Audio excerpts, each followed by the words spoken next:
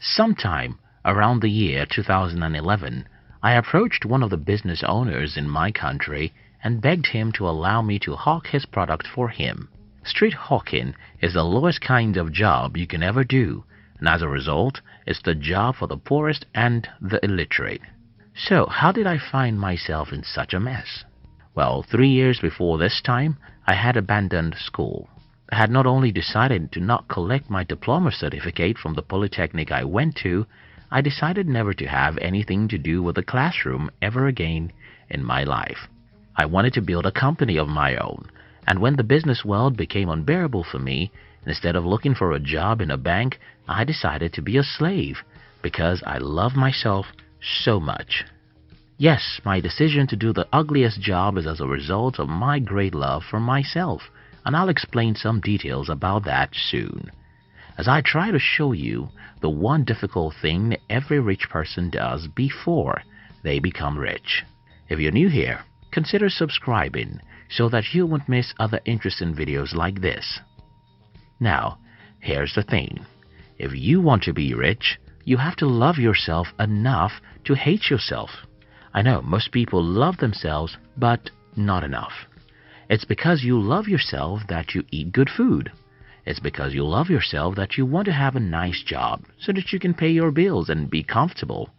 But it is also because you love yourself that you want to protect yourself against any harm, and that's where the problem lies. You can exist for 100 years and may never leave. You can be alive and try to avoid pains. You can protect yourself so much that you only do safe things. But you can't have a meaningful life without loving yourself enough to hate yourself. You can't live until you die. Jesus Christ in the Bible gives a brilliant analogy about the seed. What happens to the seed is that for them to grow, germinate and become fruitful, they first have to die. We have to bury our seeds. They will die and grow, and it's only then they can bring forth the desired fruits. The same thing happens with your life and my life. You have to bury yourself and die before you can live the kind of life that matters. This is what most people don't want to do because they love themselves so much. Yes, most people love themselves so much, but they don't love themselves enough to hate themselves. You have to love yourself enough to bury yourself. Bury yourself with secret preparation. When I was in secondary school, the same as a high school in other parts of the world, I announced to 2 of my friends that I wanted to become the best student in the class. My friends laughed at me because as at that time, I was just an average student. Because they laughed at me, I went back home determined to prove them wrong. I lied to my father so that my stingy father would give me money to buy books. I bought many books that no one else in my class had, and I started waking up early to read before going to school. Whenever I returned from school, I would say no to the TV and instead continue reading my books. Within a single year, I moved from being just an average student to being the best student in my class for about 5 subjects.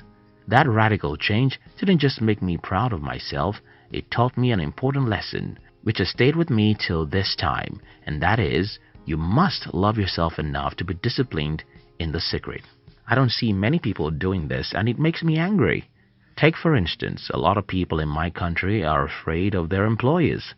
These people wake up as early as 5 a.m. because if they don't wake up early, they may not get to work on time, and that may be the end of their job.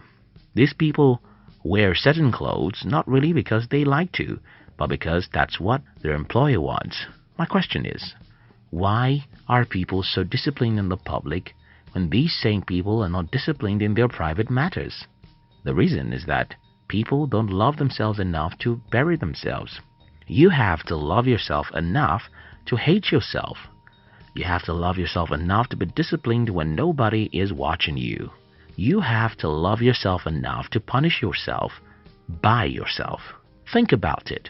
I know a grown-up adult who goes back to school because they want to have more degrees. No, these people don't love education. They only go back to school because they hope that their degrees will help them get a promotion or a better job. And in fact, These people don't care about the promotion or better jobs. They only care about the money such a job will give them. Now, this is where the matter gets complex. I know many adults who don't read any books about money, self-development, or anything like that. And these same people can go back to school again and again to get degrees. What is happening here? It's simple.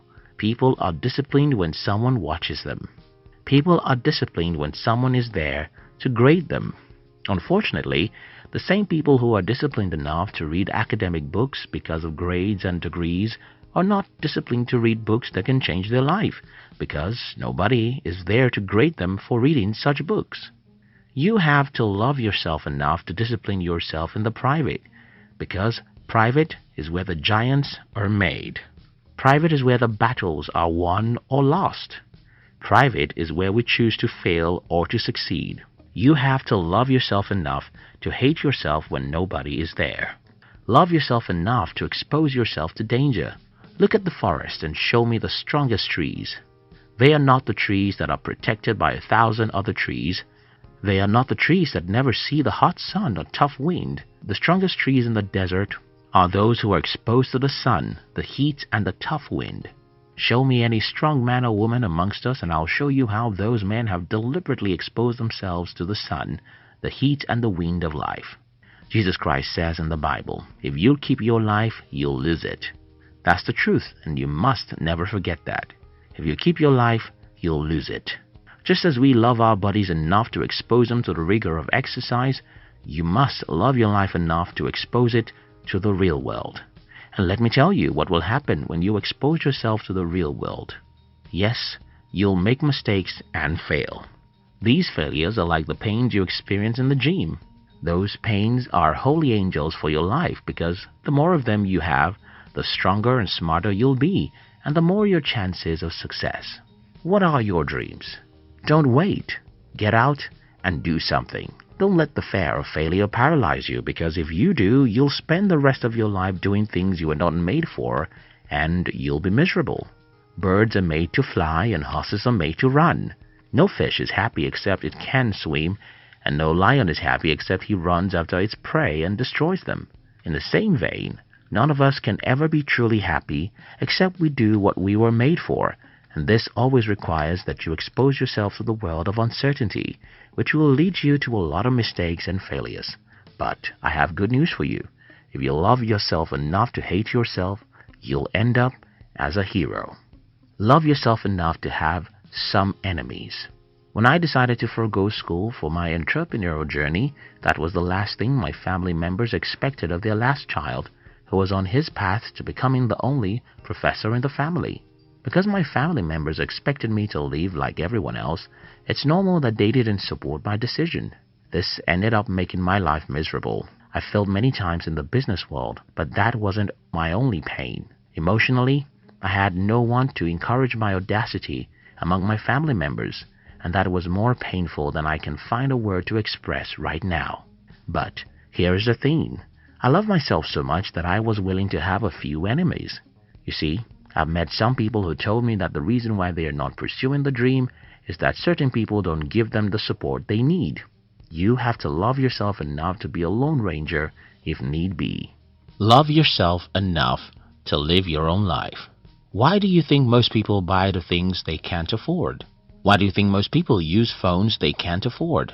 Why do you think most people use cars they can't afford? Why do you think most people live in apartments and homes they can't afford? Well, most people are lost.